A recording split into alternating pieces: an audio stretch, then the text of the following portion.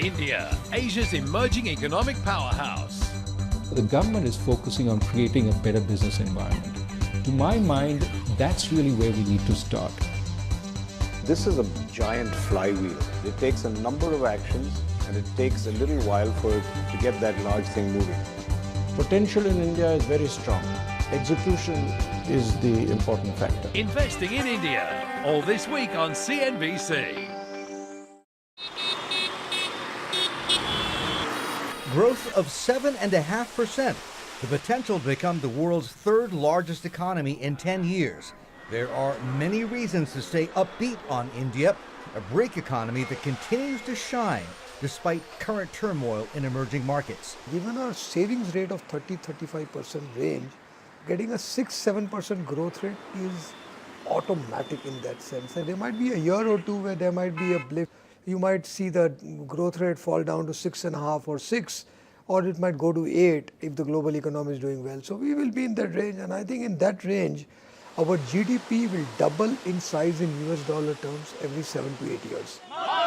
Part of the optimism is centered on Indian Prime Minister Narendra Modi, who stormed to the top job less than 2 years ago and made frequent trips overseas to attract investors to India. When the Prime Minister visited us in Toulouse, we made a commitment that a cumulative sourcing volume over the next 5 years will be approximately $2 billion. So that way, on an average, it's about $400 million every year with the supply chain. Mr. Modi being so decisive, so clear about his agenda, I believe it's worthwhile to take another look at it and another step at it. India has all the prerequisites to be an economic powerhouse in the world. Demographics goes like this. It's a democracy, and we decided to invest €1 billion more in India in the next few years to come. But many hurdles remain, including India's infrastructure deficit, which hampers efficient transportation of goods and services and hurts companies' bottom lines. You know, it's not just the traffic, it's also miles and miles of red tape, layers upon layers of regulation, and a still sclerotic and often corrupt bureaucracy, which makes India one of the hardest places in the world to do business. To its credit, India managed to move up 12 spots in the World Bank's Ease of Doing Business Index this year to rank at 130 out of 189. But that is still far lower than China at 84. So while there's talk that India could be the region's growth driver, as China slows, India still has some ways to go to catch up. But analysts say the South Asian nation can still win the economic race if it can deliver the promised reforms to woo investment. Martin Sung, CNBC, India.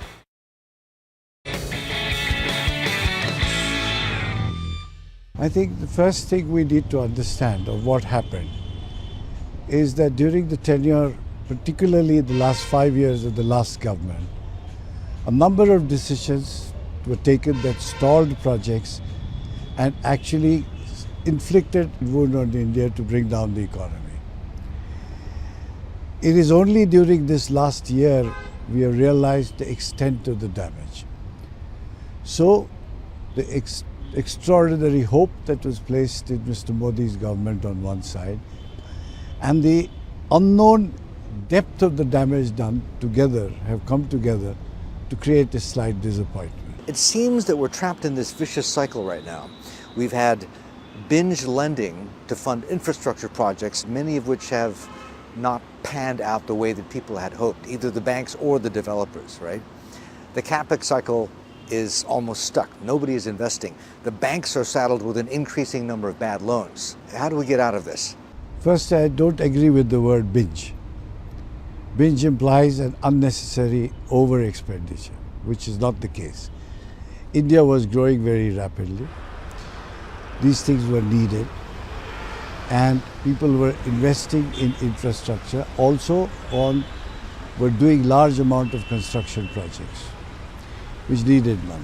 There was a paralysis in government operations due to a variety of reasons.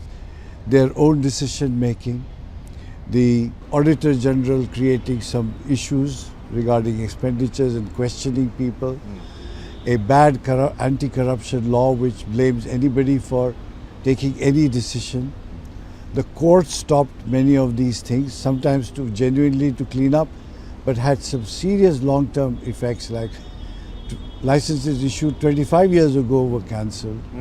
This is not something you can fix quickly. Nobody can come out and say, okay, pay everybody right now, do this right now, because the serious damage that was already done. I think it will take at least another year, 2 years before the country can really look to a serious investment cycle. It will kickstart slowly as soon as these issues start getting resolved. Let me ask you then, for HCC, your business, your space, in the meantime, you're in a very long cycle sort of business, Yes, infrastructure, very long right? cycle. In the meantime, what do you do? How do you navigate around this? Well, what we did was, how are we going to operate at low turnover, since that is the slowdown? How are we going to operate in a manner that will make sure that the monies that are due to us and which are now converted into disputes are resolved quickly? So we created a whole cell to pursue this. And amongst the construction companies, we have the largest amount of claims filed and actually resolved in our favor in arbitration. Second is, we have cut down our costs and we are getting more jobs. The government also has now had space because of some windfall, like oil price drops, commodity prices drop, some fiscal space now to invest in infrastructure. This is how we propose to go forward, and we are prepared for another year or two of difficult period. All right, a lot of solutions to the country's woes, and you can read more, find out more about our Investing in India special on our website, CNBC.com. So zoom right there.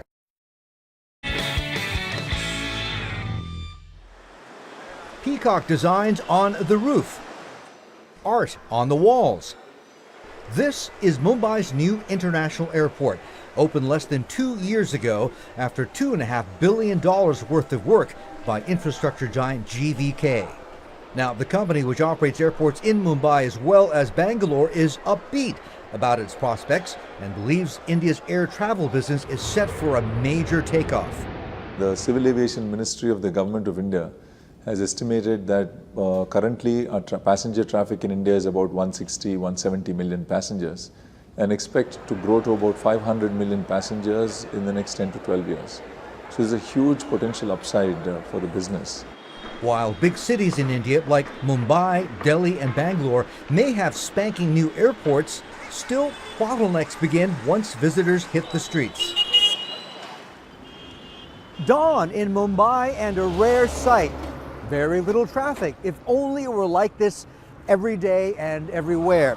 Because the norm are monstrous traffic jams, the physical embodiment of a country that's growing so fast it can't keep up with itself and is starting to get in its own way. The World Bank estimates that India will need up to $1.7 trillion by the end of this decade to fix its crumbling infrastructure and improve its roads, rail, ports, and power utilities. But red tape, land disputes, and lack of regulatory clarity continue to hinder investment in this sector.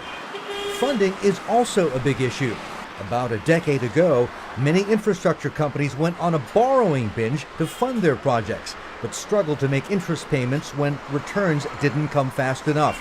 Because of this fast pace of growth in infrastructure, I think people ignored a lot of the risks. And it was a kind of a craze, and it was a mad rush. It was like a gold rush to get into these businesses. And what happened was that after 2010, some of the risks of this business started playing out. So many projects ended up being stressed or stranded. The projects are all there. Many of them have stalled because of various constraints, including money. And I think as we move the burden of risk sharing back to the public sector balance sheet, there will be some opportunity to get these projects moving again. On its end, the Modi government is targeting an annual contribution of $3.5 billion to the India Infrastructure Fund to invest in key projects and to help to kickstart a new capex cycle. It also liberalized FDI rules in certain sectors, allowing 100% foreign ownership in railway construction companies. there will be private sector which will have to be involved in funding. There will be the public sector. Also there will be an architect of debt which would need to really come up.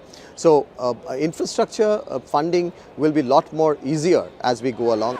Robust infrastructure is a prerequisite for any country's economic expansion, and India must get its own infrastructure investment moving or risk stalling growth. Martin Sung, CNBC, India.